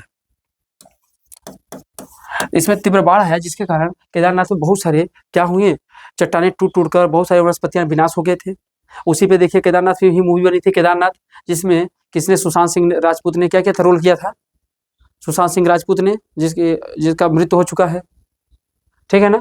इसके अलावा भैया अगर तीसरी बात करेंगे तो एक एग्जाम्पल और लिख लेंगे, कौन सा लिखेंगे, जोशीमठ का, जोशीमठ। अब जोशीमठ की बात करेंगे तो ये कब की घटना है, 2022 की है, 2022।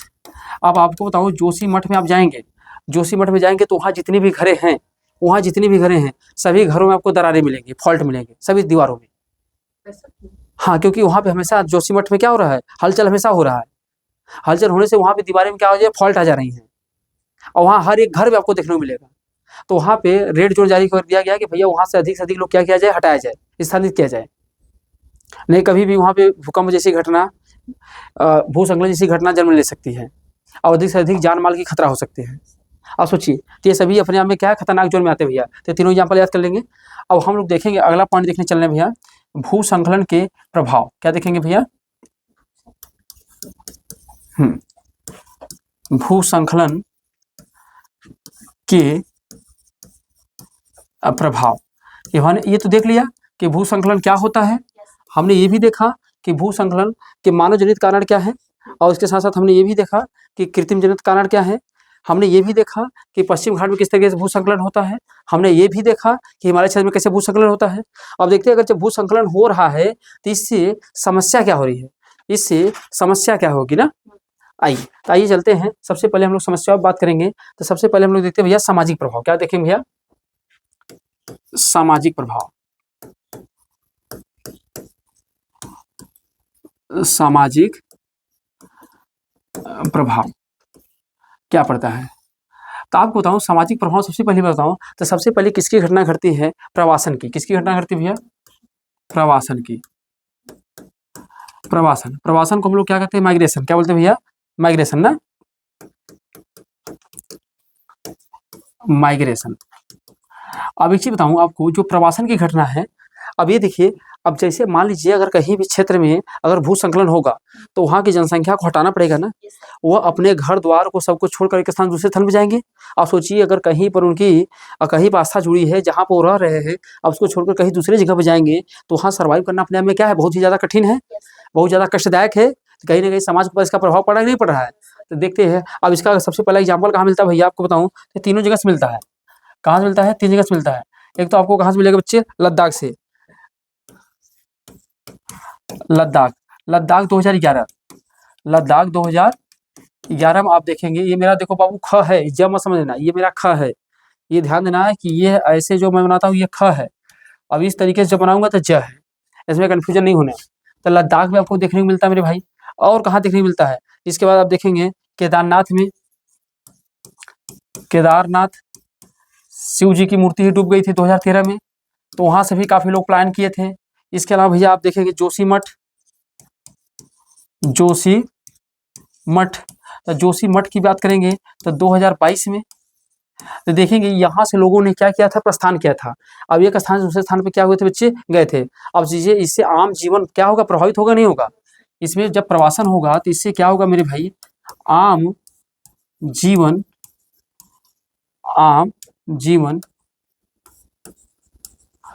प्रभावित होगा। अब प्रभावित होगा, अब इसमें भी सबसे ज्यादा कौन सा वर्ग प्रभावित होगा। अब भाई जो भाई रोड पे सो रहे हैं, जो सड़कों पे सो रहे हैं, जो निवास कर रहे हैं, उनको तो और ज्यादा दिक्कत हो जाएगा ना। तो कह सकते हो इसमें कमजोर वर्ग को क्या होगा, अधिक नुकसान होगा।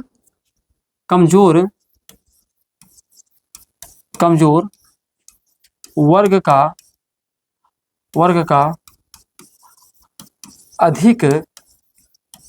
अधिक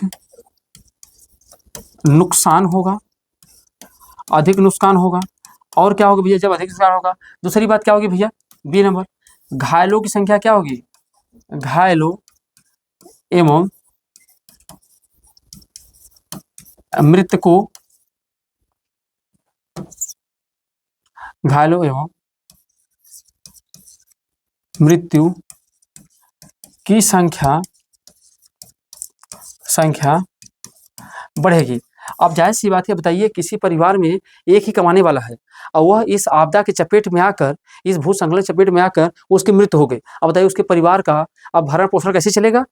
तो कहीं न कहीं यह एक समाज के ऊपर भी क्या कर रहा है भैया, प्रभाव डाल रहा है। क्या कर रहा है? इसके मृतकों की संख्या, इसके साथ भैया जब वो मर ही जाएगा तो बताओ उसके आय में भी तो कमी आएगी, नहीं आएगा? आय में कमी होगी। क्या होगी भाई? आय में कमी होगी। तो ये सभी कैसे प्रभाव है मेरे भाई? सामाजिक प्रभाव। कैसे प्रभाव है? सामाजिक। ठीक है ना? अगला कौन सा देखेंगे भैया? आर्थिक प्रभाव। कौन सा देखेंगे भैया?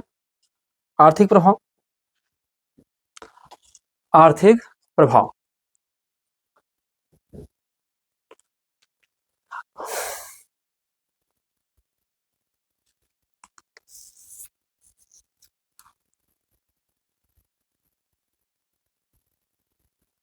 चलिए, हो गया यहाँ तक की बात।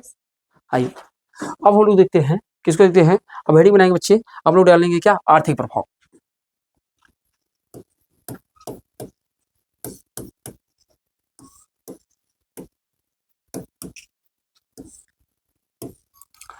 अब बाबू आर्थिक प्रभाव की अगर बात करेंगे कि आर्थिक प्रभाव क्या पड़ता है, अब जाहिर सी बात है, एक चीज बताओ, इससे क्या होगा जब आर्थिक प्रभाव? सड़कों की क्षति होगी नहीं होगी? सड़कों की क्षति होगी। इसके बाद बताओ रेलवे की, रेलवे की क्षति होगी नहीं होगी? क्षति होगी। इसके अलावा जो बिजली के टावर होंगे, बिजली, संचार, संचार, इन सभी के जो होंगे इनसे क्या होगा? क्या होगा? इन सभी का क्या होगा भैया? क्षति होंगी। अगर देखेंगे बिजली, संचार आदि आदि की क्षति। अब बताओ जब भैया इन सभी की क्षति होगी, जब इन सभी की, ये सभी चीजों की क्षति होगी, इससे प्रभाव क्या पड़ेगा? आप ही सोचो, जब इन सभी की सड़कों की क्षति होगी, रेलवे की क्षति होगी, बिजली की, संचार आदि की क्षति होगी, तो जो मनुष्य होंगे, मनुष्य के संपर्क टूट जाएंगे। जो मनुष्य भैया एक जगह से दूसरे स्थान पे आ रहे हैं तो किसके माध्यम से? सड़कों से, रेलवे से, किसी और बिजली, संचार, संचार से फोन करके बता दे रहा हूँ हमारा क्या हाल है क्या नहीं है। तो इससे क्या होगा? कह सकते हो सर कि जो मनुष्य होंगे, मनुष्य का संपर्क टूट जाता है। मनुष्य का संपर्क क्या हो जाता है भैया? टूट जाता है। और जब मनुष्य का संपर्क टूट जाता है तो जो मनुष्य को पहुंचाने वाला लाभ होगा, जो मनुष्य को पहुंचाने वाले राहत होंगे, उनमें क्या आ जाएगी भैया? समस्या आ जाएगी। क्या हो जाएंगे? जिससे राहत, जिससे राहत, राहत, बचाव कार्यक्रम में, कार्यक्रम में, इससे राहत बचाव कार्यक्रम में अड़चन आएगी ना? अड़चन आएगी। और क्या हो सकता है मेरे भाई? और क्या हो सकता है? और कह सकते हो सरकार, सरकार के ऊपर आर्थिक दबाव बढ़ेगा। अब जाहिर सी बात है, जिस अवसंरचना का टूट फूट हो चुका है तो उसको सही भी तो कराना है ना। और जब सही कराना है तो सही कराओगे तो कहीं ना कहीं तो उसमें सरकार की पैसा, जो चीज़ें सरकार पहले से बना चुकी थी, अब इसे पुनः बनाना पड़ेगा, तो सरकार के जेब पर दबाव बढ़ेगा नहीं बढ़ेगा? सरकार को पैसा और फिर से इन्वेस्ट करना पड़ेगा। अब बताइए जहाँ पे आपदा नहीं आ रही, जहाँ किसी प्रकार की समस्या नहीं है, तो वहाँ विकास की संभावना अधिक होगी, है कि नहीं है? अब यहाँ देख लो आपदा, ये भूस्खलन जिससे आपदा जन्म ले रही है, इससे क्या हो रहा है? सड़कें, रेलवे, बिजली क्षति हो रही है, मनुष्य का संपर्क टूट रहा है, बचाव कार्यक्रम जो चलाया जा रहा है उसमें क्या हो रही है? अड़चनें आ रही हैं, सरकार की जेब पे क्या पड़ रहा है? एक्स्ट्रा लोड पड़ रहा है। इसके अलावा भैया क्या होंगे? इसके अलावा क्या प्रभाव पड़ेगा? और तब कह सकते हो कारखाना, हाँ, कारखाना, फैक्ट्री, फैक्ट्री क्या हो जाएगी भैया? उद्योग ठप हो जाएंगे, ठप हो जाएंगे। अब जाएंगे, आपने अभी देखा था एक अपने आप में ये भी आपदा ही तो था, कोविड-19। और कोविड-19 के दौरान में फैक्ट्रियाँ सब बंद हो गई थी, और सब बंद हो गई थी जिससे रोजगार लोगों को छिन गया था। तो कहीं ना कहीं ये भी एक बहुत बड़ा प्रभाव पड़ेगा। और जब ये सभी चीज़ों में कमी आएगी तो सरकार के, जिसमें भारत के जीडीपी में भी तो क्या होगा? प्रभाव पड़ेगा। तो कह सकते हो भारत के जीडीपी में गिरावट आएगा। अब यही चीज़ें हैं। अब जो चीज़ें सिलेबस को बेहतरीन ढंग से पढ़ लेता है, अब फिर वो सरकार के बारे में फालतू नहीं बोल पाता है, क्योंकि उसे पता है कि वो सही चीज़ें कहाँ पर कितनी कहाँ पर इन्वेस्ट हो रही हैं। बस हमको ये दिखाई देता है सिलेंडर महंगा हो गया है, हाँ ऐसा नहीं सरकार का पक्ष रख रहे हैं या सरकार की तरफ से हम सफाई दे रहे हैं, है ही नहीं है। हाँ, अब जिम्मेदारियां बहुत सारी चीजें हैं, ठीक है, चलेगा। ये सभी कैसी प्रभाव है भैया? आर्थिक प्रभाव। कैसे प्रभाव है? आर्थिक। आइए अब हम लोग देखते हैं पर्यावरणीय प्रभाव क्या पड़ता है। हेड डालेंगे पर्यावरणीय प्रभाव।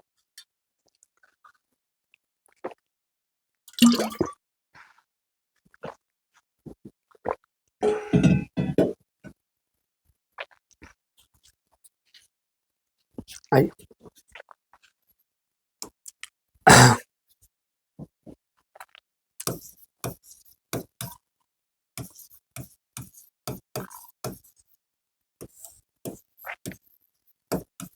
पर्यावरणीय प्रभाव। देखो बाबू, अगर पर्यावरणीय प्रभाव की बात करेंगे तो सबसे पहली बात, सबसे बड़ी घटना किसको घट नहीं रही है?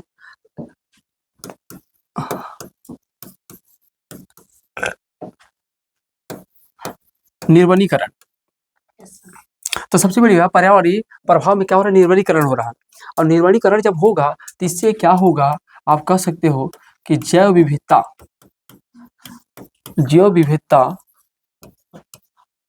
में कमी आएगी।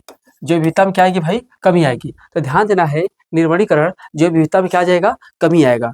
बायोडाइवर्सिटी में क्या आएगा भैया? कमी आएगा। इसके साथ साथ अगर मैं आपसे बात करूं तो मृदा का भी क्या होगा? ह्रास होगा। दूसरी चीजें क्या होंगी भाई? मृदा का ह्रास। और जब मृदा का ह्रास होगा तो इससे क्या होगा? जीवों के आवास में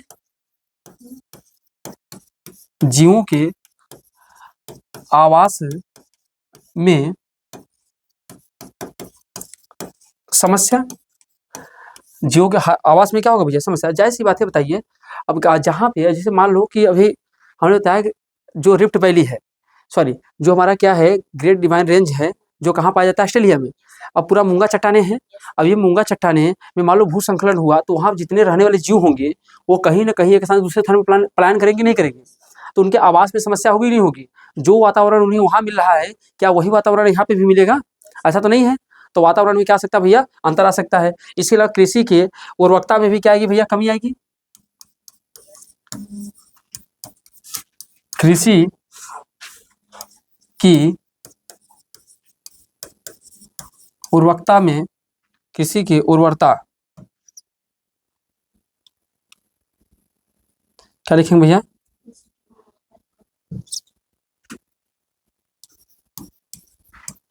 उर्वरता में कमी आएगी। जब उर्वरता में कमी आएगी तो पैदावार में भी कमी आ जाएगा, है कि नहीं है? और उर्वरता में कमी आ रही है तो जलवायु के ऊपर प्रभाव पड़ेगा, नहीं पड़ेगा? आप कह सकते हो सर क्या पड़ेगा? जलवायु के ऊपर प्रभाव होगा। ठीक है भैया। और क्या होगा भैया? और क्या होगा? भूसंकलन के कारण ही नदी अपने मार्ग में क्या होगा? परिवर्तित हो जाती है। भाई नदियों में गाद की मात्रा क्या हो जाएगी? बढ़ जाएगी। भूसंकलन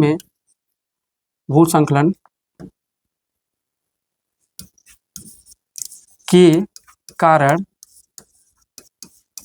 नदियों के मार्ग में परिवर्तन आएगा।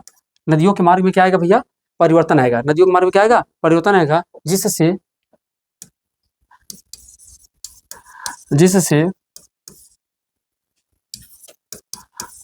बाढ़ की समस्या होगी। जिससे क्या होगी भैया? बाढ़ की समस्या होगी। ठीक है बच्चे, तो ये भी कहीं ना कहीं आएगा। और सबसे बड़ी बात है, इसी के साथ भूसंकलन से पर्वत क्या होंगे? नर चट्टान हो जाएंगे। क्या होंगे? भूसंकलन से पर्वत नग्न चट्टान हो जाएंगी। समझ। अब जब भाई देखो नग चट्टान मतलब जो जब पर्वतीय ऊपर पेड़ पौधे थे, जब भूसंकलन हुआ तो पर्वतों को जितने भी पेड़ पौधे थे काट कूट के हटा दिया, तो एकदम साफ दिखाई देने लगा। इससे क्या होगा, जो पर्यटन के स्थल से क्या होगा, दृष्टिगोचर कम होगा। समझ रहे हो नहीं समझ रहे हो? तो कहा भाई जब भाई ये चट्टानी के रूप में क्या होंगे, नग चट्टान के रूप में हो जाएगा, और जब हो जाएगा तो इससे क्या होगा कि भैया पहले का अच्छा ये मनमोहक कम हो, क्या होगा, कम होगा। पहले के अपेक्षा मनमोहक कम होगा। तो इसके सभी क्या हो गए भैया, पर्यावरणीय प्रभाव। बोलो बात सही है? इन सभी को हम लोग क्या बोलते हैं भैया, पर्यावरणीय प्रभाव बोलते हैं ना।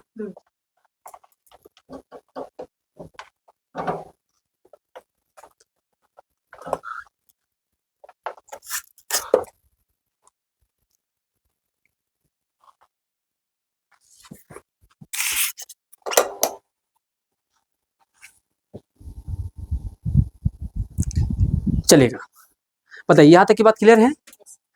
बोलिए, चलिए आगे बढ़े। चलिए अब हम लोग देखते हैं, अब लोग हेडिंग बनाएंगे भैया, नियंत्रण की दिशा में किए गए कार्य। नियंत्रण के दिशा में किए गए कार्य, ठीक है। अगर आवाज में सनसनाहट आएगी बताया ना भाई, फैन बंद कर देंगे, गर्मी बहुत ज़्यादा है। आप लोग अगर मैनेज हो पाएगा तो ठीक है, ठीक है। आइए चलेगा, तो हेडिंग बनाएंगे भैया, नियंत्रण की दिशा में किए गए कार्य।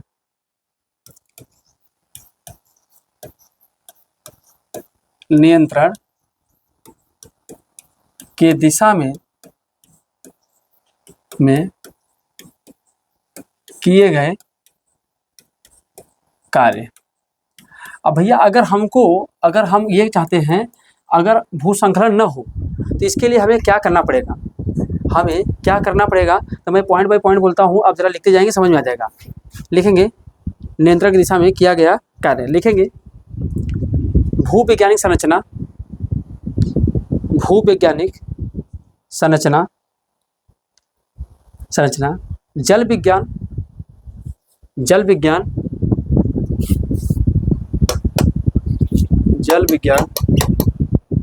विज्ञान, वनस्पति,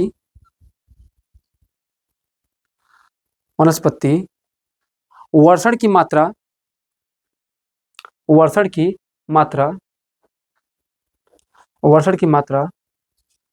भूसंकलन का इतिहास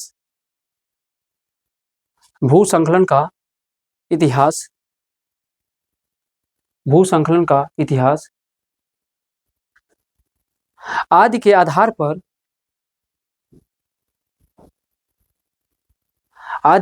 पर केंद्रीय सड़क अनुसंधान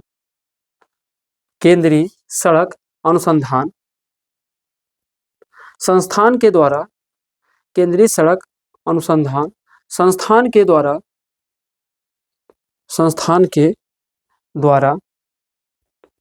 भूसंकलन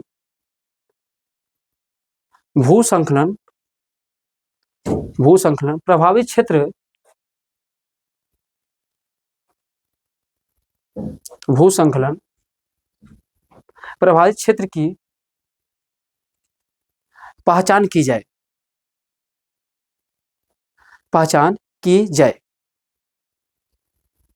जाहिर सी बात है, हम लोग क्या करें, वैज्ञानिक रूप पे जलवायु विज्ञान, वनस्पति विज्ञान, वर्षण की मात्रा, इन सभी भूसंकलन जो पहले आए हुए हैं उन सभी से जो भी जानकारियाँ प्राप्त हो रही है भूसंकलन क्यों आ रहा है, ये क्यों आ रहा है, जो केंद्रीय सड़क संस्थान है वो क्या करे, पता कर ले कि भाई इस क्षेत्र में भूसंकलन हमेशा होता है, तो यहाँ पर कटाव न किया जाए, नहीं तो यहाँ पे बाढ़ आने की संभावना क्या हो जाएगी, प्रबल हो जाएगी। समझ रहे हैं? तो इससे हर जगह पे, कई जगह पे हमेशा आए दिन भूसंकलन जैसी घटनाएं जन्म लेती रहती हैं, तो आपको ये पता होना चाहिए कहाँ पे कैसी भूसंकलन हो सकती है। तो वहाँ जब सड़कों का निर्माण करिए, किसी फैक्ट्री को लगाइए, या डैम बनवा रहे हैं, अब डैम बनवाना अच्छी बात है, और जरूरी नहीं कि डैम बनवाने से लाभ ही होगा, उसका हानि भी तो है। इससे क्या होगा, पृथ्वी के इंटरनल पे दबाव बढ़ता है, और दबाव बढ़ने से भूकंप जैसी घटना को जन्म दे सकता है। समझ रहे हैं? क्योंकि एक जगह से निकाल के दूसरी जगह दबाव क्या हो जाएगा भैया, बढ़ जाएगा। अगला पॉइंट, जिन स्थानों पर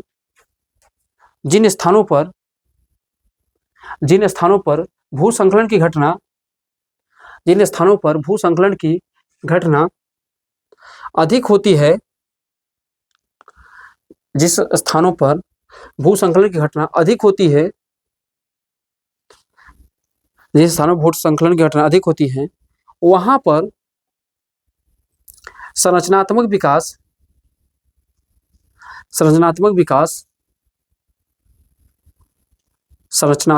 विकास एवं नियोजन के लिए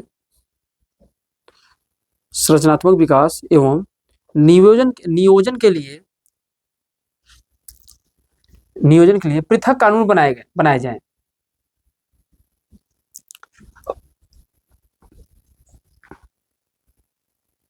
कानून बनाए जाएं एवं विकास के क्रियाकलापों को नियंत्रण किया जाए।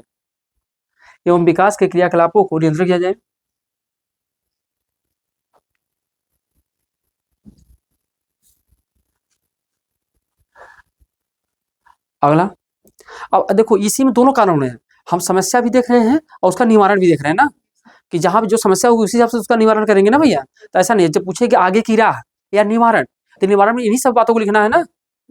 निवारण में ये लिखना, समस्या जो है उसी का निवारण कर रहे हैं। तीसरी बात ये लिखेंगे, तीव्र ढाल वाले क्षेत्रों में तीव्र ढाल वाले क्षेत्रों में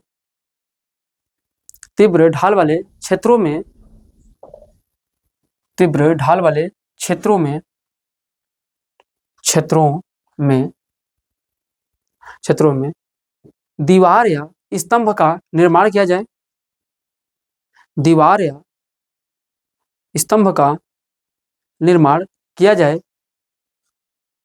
या स्तंभ का निर्माण किया जाए, जिससे भूसंकलन कम हो।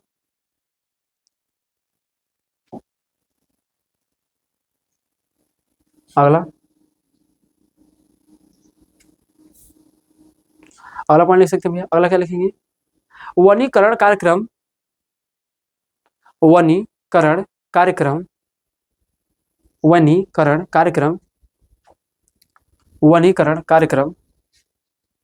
चलाया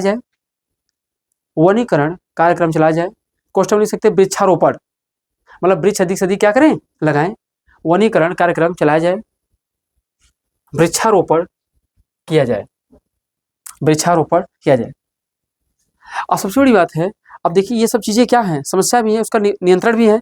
अब इसी में और जैसे, अब जहां पे सूक्ष्म स्तर पर भी भूसंकलन आ रहा है, उसकी पहचान की जाए, जिससे हम लोग भूसंकलन को क्या करेंगे, रोक सकेंगे। तो ये भी लिखेंगे पॉइंट।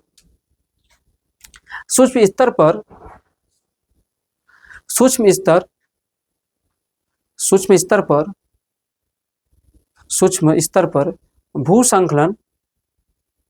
भूसंकलन प्रभावित क्षेत्र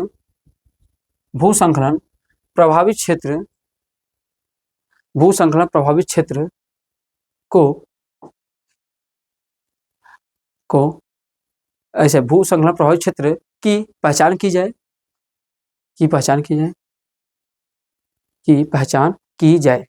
समझ रहे हैं, इसकी क्या की जाए भैया, पहचान की जाए।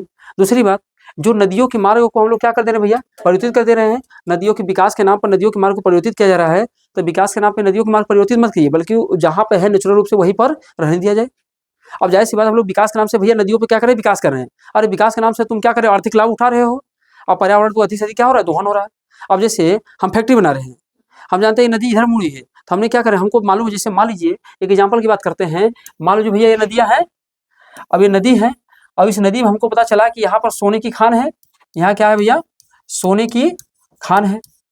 अब सोने की खान है, तो अब सोना यहाँ से निकालना है, तो नदी के पानी को बैंड करना पड़ेगा, नहीं करना पड़ेगा।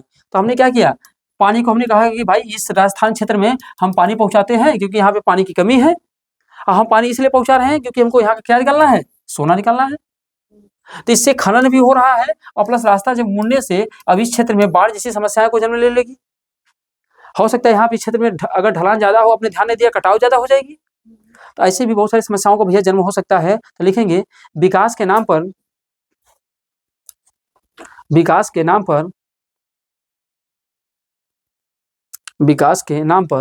नदियों के मार्ग को परिवर्तित न किया जाए। विकास के नाम पर नदियों के मार्ग को परिवर्तित न किया जाए। अच्छा, उद्देश्य इंटेंशन सही जरूर हो, तो भलो चलो मानो चल जाए, जिसे रास्ते में पानी पहुंचाना, चलो ठीक है, पर आप किसी अनैतिक कार्यों के लिए अधिक से अधिक लाभ कमाने के लिए अगर उसका आप दोहन कर रहे हैं तो ये गलत है।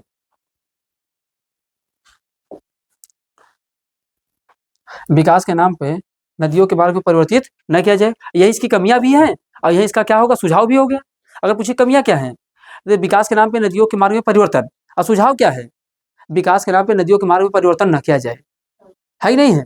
तो जो समस्या है वही उसका क्या है, निवारण है। ठीक है, अगला पॉइंट, सड़क रेलवे एवं सड़क रेलवे आदि का विकास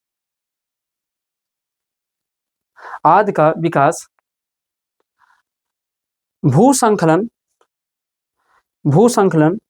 संवेदनशील क्षेत्रों में न किया जाए,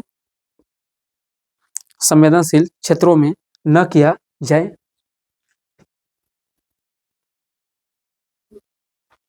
इसके अलावा भैया क्या हो सकता है, कटाई के लिए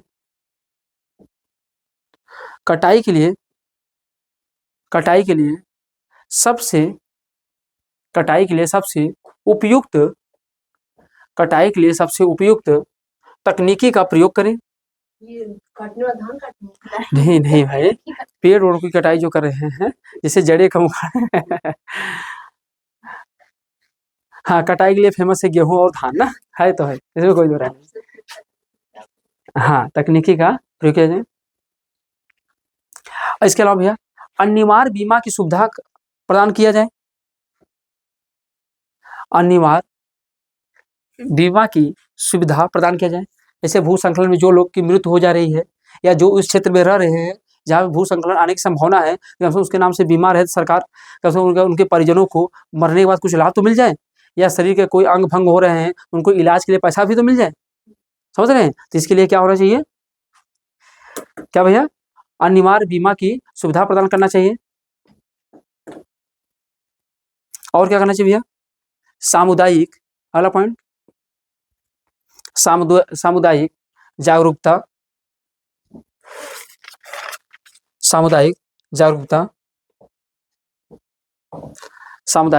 लाना चाहिए।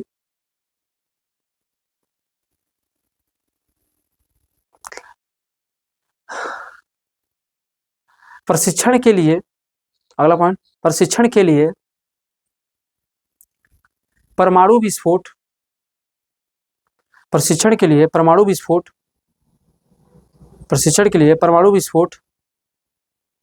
कम किया जाए,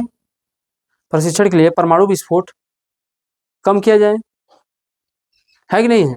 अगर प्रशिक्षण अगर जहाँ पे कर रहे हैं परमाणु का विस्फोट अगर ज्यादा करा रहे हैं तो कहीं न कहीं भैया ये भी समस्या है, समझ रहे हैं। इसके अलावा और क्या लिख सकते हैं, निचले स्तर तक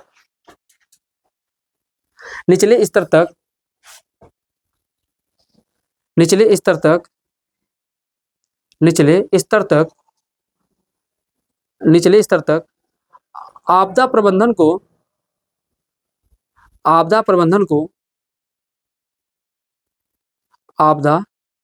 को मजबूत किया जाए।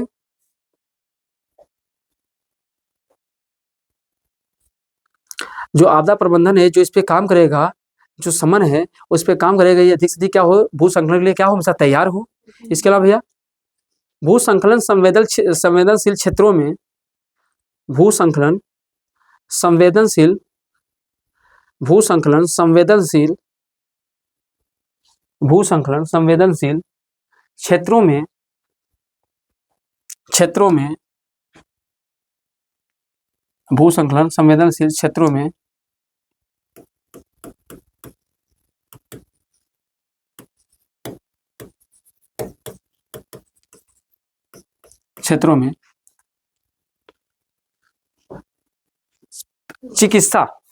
चिकित्सा की सुविधा हो। जैसे भाई चोट चपेट लग जाए तो उन्हें वहाँ पे क्या होगा, फर्स्ट ट्रीटमेंट तो मिल पाए, फिर वहीं से कहीं से हम प्रस्थान कर देंगे और फर्स्ट ट्रीटमेंट तो मिल जाए। आइए, तो ये जो भू संकलन टॉपिक था भैया, इससे इस बार मेंस में जो क्वेश्चन आया है आप उसे भी लिखने की कोशिश करिएगा। अब इसके अलावा हम कुछ क्वेश्चन देते हैं उसे भी लिखने का प्रयास करिएगा, क्योंकि आपका तो डिजास्टर मैनेजमेंट पेपर नंबर 3 में तो आएगा ही आएगा, ये ऐसे में भी रोल निभाएगा। अब आपने ही देखा है कल के जो मेंस के क्वेश्चन है आप आया था, अब इसको पढ़ने के बाद मैं इसे पढ़ा देता पहले ही आपको, पर बट छुट्टी के कारण हम क्या किया, आपको पढ़ा नहीं पाए। और कल के पेपर में आ गया, पर आपको मैंने दिखाया था कि आपको मैंने इस चीज़ बारे में चर्चा किया गया था कि भूसंकलन जैसे टॉपिक हमको पढ़ना है। अब आपके कल के पेपर में मेंस में आया, समझ रहे हैं? तो आपको देखिए पढ़ना है, तो पहला लिखेंगे भैया, पहला क्वेश्चन लिखेंगे आप लोग, भूसंकलन का क्या अभिप्राय है, क्या अभिप्राय है तथा इसके मानव जनित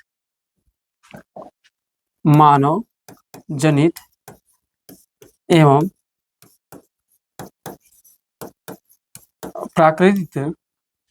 प्राकृतिक जनित कारणों पर चर्चा करें। कितने में लिखना भैया, कितने शब्दों में लिखना है इसे? 150 वर्ड में लिखना है, बहुत ज़्यादा नहीं, 150 वर्ड में। जरा से इसके लिखने का प्रयास करिएगा। क्या लिखेंगे? जनित एवं प्राकृतिक जनित कारणों पर क्या करें भैया, चर्चा करें। और क्या होगा भैया, दूसरा क्वेश्चन आज का लिखेंगे, हिमालय क्षेत्र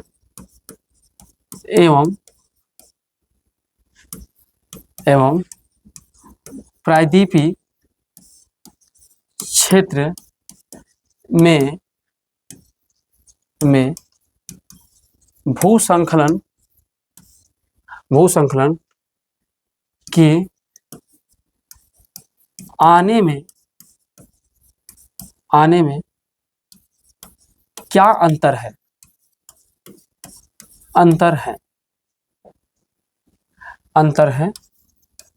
क्या करें भैया, इस पे भी चर्चा करना है कि आपको हिमालय क्षेत्र में और प्रायद्वीपीय क्षेत्र में जो भूसंकलन के आने में क्या अंतर स्पष्ट किए कि भाई हिमालय क्षेत्र में भूकंप क्यों आ रहे हैं और इस क्षेत्र में आ रहे हैं। तीसरी चीज, भूकंप लिख दो, क्या नहीं सही लिखा हो ना? हाँ, भूसंकलन के प्रभाव की चर्चा करते हुए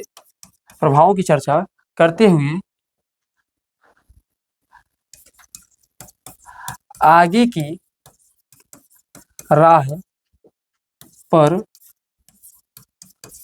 रोशनी डालें